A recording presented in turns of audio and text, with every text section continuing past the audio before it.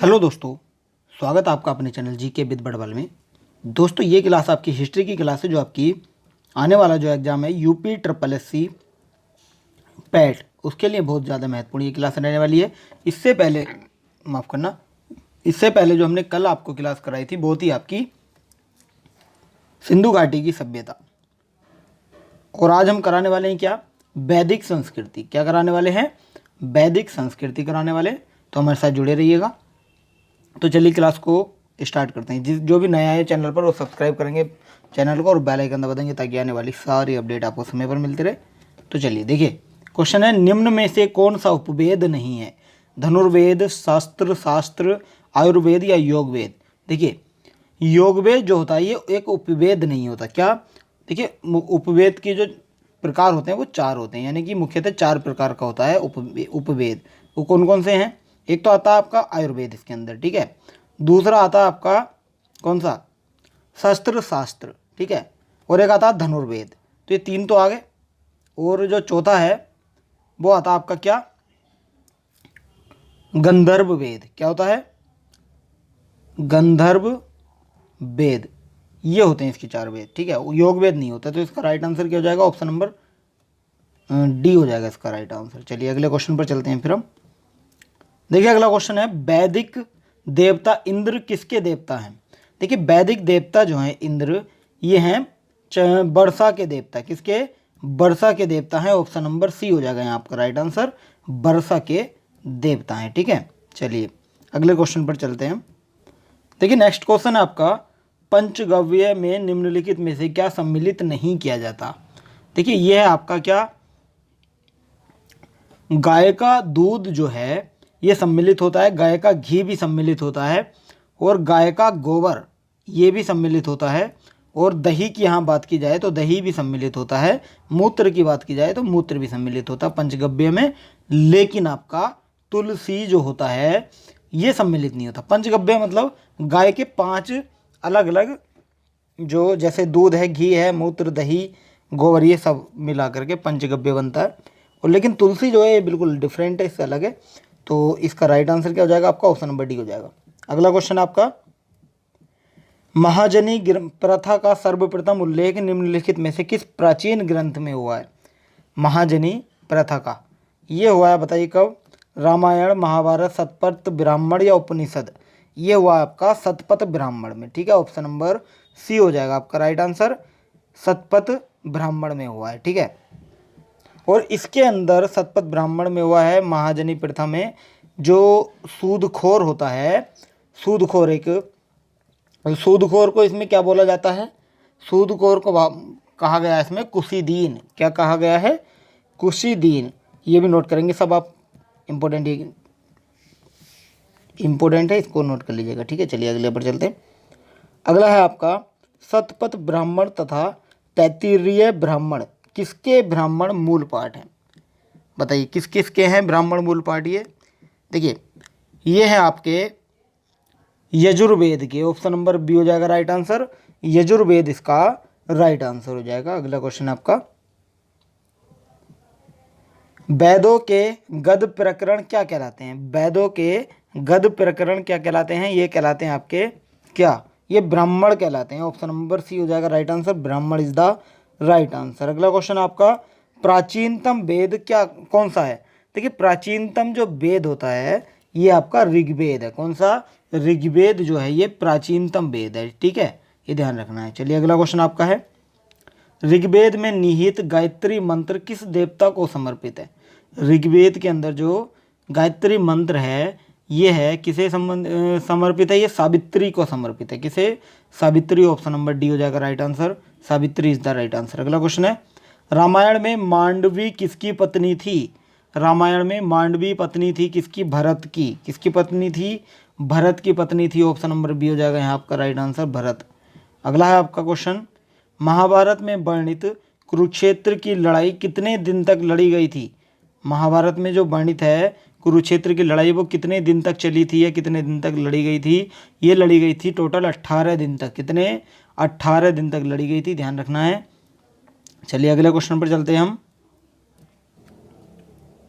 चलिए फिर देखिए क्वेश्चन है आर्य शब्द इंगित करता है, क्या इंगित करता है? आर्य शब्द इंगित करता है श्रेष्ठ वंश को।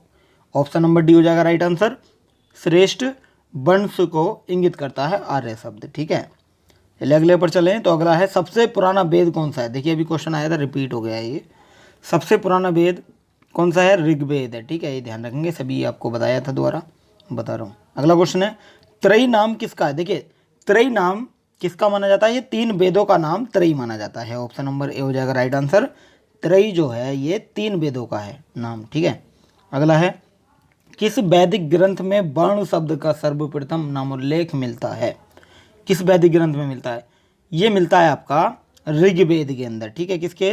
ऋग्वेद के अंदर मिलता है, नोट करेंगे सभी, ऋग्वेद इसका राइट आंसर हो जाएगा।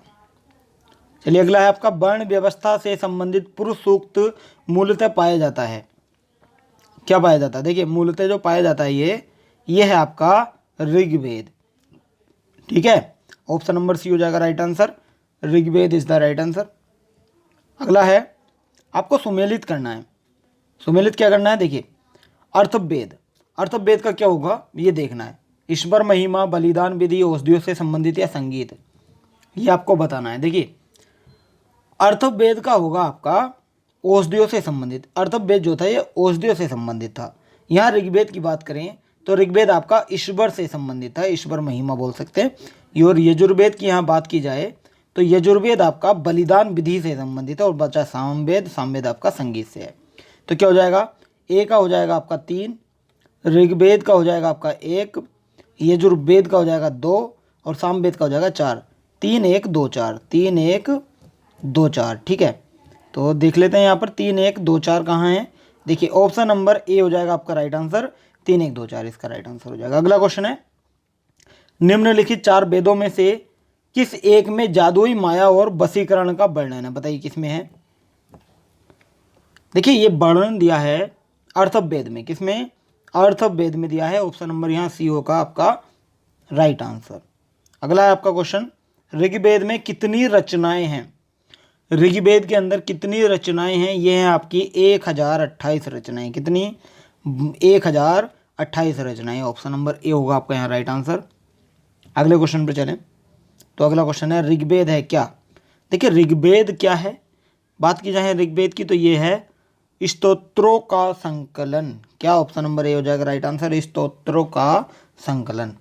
अगला है आपका निम्नलिखित में से कौन सा ब्राह्मण ग्रंथ ऋग्वेद से संबंधित है? ऐतरेयी ब्राह्मण, गोपथ ब्राह्मण, शतपथ ब्राह्मण, तैत्तिरीय ब्राह्मण। इसका राइट आंसर करेंगे, इसका राइट आंसर हो जाएगा ऐतरेय ब्राह्मण। ऑप्शन नंबर ए हो जाएगा यहाँ आपका राइट आंसर, ऐतरेय ब्राह्मण इज द राइट आंसर। अगला क्वेश्चन है आपका गोपथ ब्राह्मण संबंधित है किससे? गोपथ ब्राह्मण संबंधित है अर्थवेद से। किससे है? अर्थवेद से संबंधित है गोपथ ब्राह्मण। ठीक है, ध्यान रखेंगे। अगला है आपका क्वेश्चन ऋग्वेद का कौन सा मंडल पूर्णतः सोम को समर्पित है? ऋग्वेद का कौन सा मंडल पूरी तरह से सोम को समर्पित है?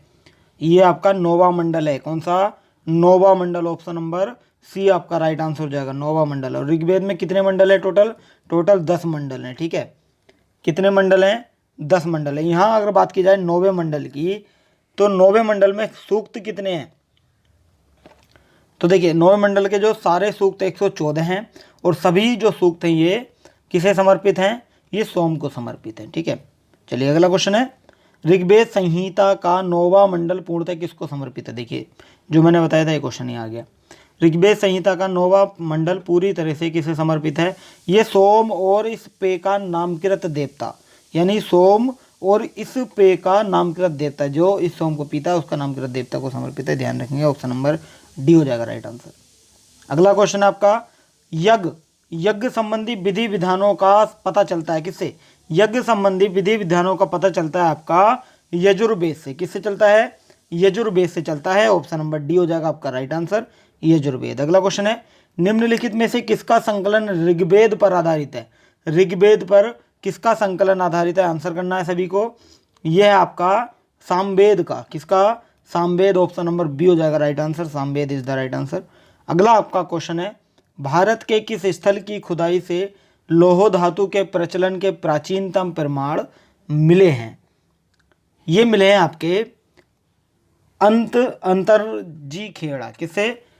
अतरंजी खेड़ा से मिले हैं। ऑप्शन नंबर बी हो जाएगा राइट आंसर, अतरंजी खेड़ा, ध्यान रखेंगे। अगला क्वेश्चन है, उपनिषद पुस्तकें हैं किस पर? देखिए उपनिषद जो पुस्तकें हैं ये दर्शन पर हैं, किस पर? दर्शन पर आधारित है, ध्यान रखेंगे सभी, दर्शन पर आधारित है उपनिषद पुस्तकें। और इन्हें क्या कहा जाता है? इन्हें वेदांत भी बोलते हैं। क्या बोलते हैं? वेदांत भी इन्हें बोला जाता है, ध्यान रखेंगे सभी। अगले क्वेश्चन पर चलें तो अगला क्वेश्चन है, उपनिषदों का मुख्य विषय है क्या? उपनिषदों का मुख्य विषय दर्शन है, ध्यान रखेंगे। ऑप्शन नंबर बी हो जाएगा राइट आंसर। अगला क्वेश्चन है, निम्नलिखित में से किस एक वैदिक साहित्य में मोक्ष की चर्चा मिलती है? किसमें मिलती है मोक्ष की चर्चा? ये मिलती है उपनिषद के अंदर। किसके? उपनिषद के अंदर मिलती है, ध्यान रखेंगे सभी। चलिए अगले क्वेश्चन पर चलें तो अगला क्वेश्चन है, नचिकेता आख्यान का उल्लेख मिलता है। नचिकेता आख्यान का उल्लेख किस में मिलता है? ये कठोपनिषद में मिलता है, ध्यान रखेंगे, कठोपनिषद में मिलता है। अगला क्वेश्चन आपका है, उपनिषद काल के राजा अश्वपति शासक थे किसके? उपनिषद काल के राजा जो थे अश्वपति, ये शासक थे कैकेयी के। किसके? कैकेयी के। तो इसका right answer option number B हो जाएगा। Option number B is the right answer. अगले क्वेश्चन पर चलें तो देखिए आज का सेशन हमारा यहीं समाप्त होता है। अगर आपको वीडियो अच्छी लगी तो वीडियो को लाइक ज़रूर करें ताकि हमें भी थोड़ा मोटिवेशन मिले और हम आपके लिए ऐसी अच्छी अच्छी वीडियो लाते रहें। वीडियो को शेयर भी कर देंगे ताकि जितने भी आप या आपसे अलग स्टूडेंट्स हैं जो पैट की तैयारी कर रहे हैं या करना चाहते हैं तो उन तक इस वीडियो को पहुंचाएं, उनको हेल्प मिलेगी इस चीज़ से। तो चलिए आज के लिए इतना ही रखते हैं, मिलते हैं फिर कल सुबह साइंस वाली क्लास में। तो चलिए आज के लिए इतना ही, थैंक यू सो मच।